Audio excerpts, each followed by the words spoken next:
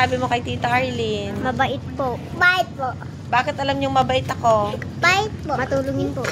Matulungin. Di ba marami ding matulungin na di mabait? Apo. Papa. Pero si Tita Arlene ay? Maganda po. Ay, maganda. Ayan, ang sinabi mong tama.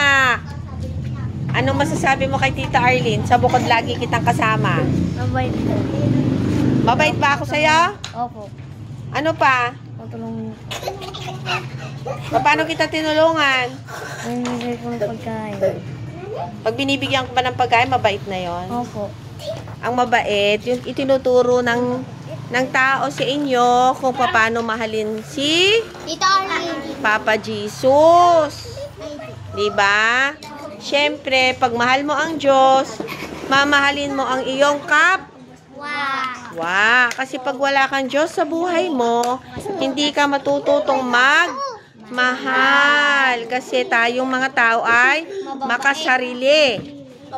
Sarili lang natin lagi ang iniisip natin. Siyempre, yung pamilya natin, tayo, hindi natin iniisip yung ibang tao. Kaya, tinuturo sa inyo ni Tita Arlene kung paano mahalin ang Diyos. Pag mahal mo ang Diyos, mahal mo ang iyong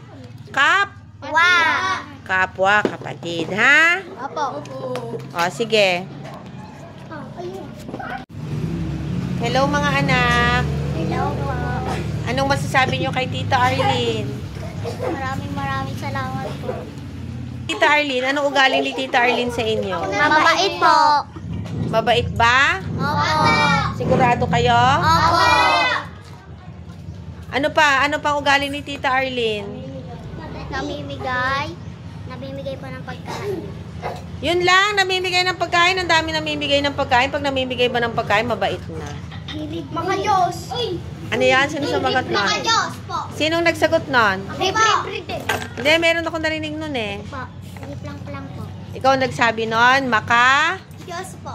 Maka-Diyos ba ako? Opo. Bakit yun nasasabing maka-Diyos ako? Kasi po mabait. Tapos, Matulungin. pag ganon, maka-Diyos. Opo. Talaga? Opo. Sigurado kayo ha?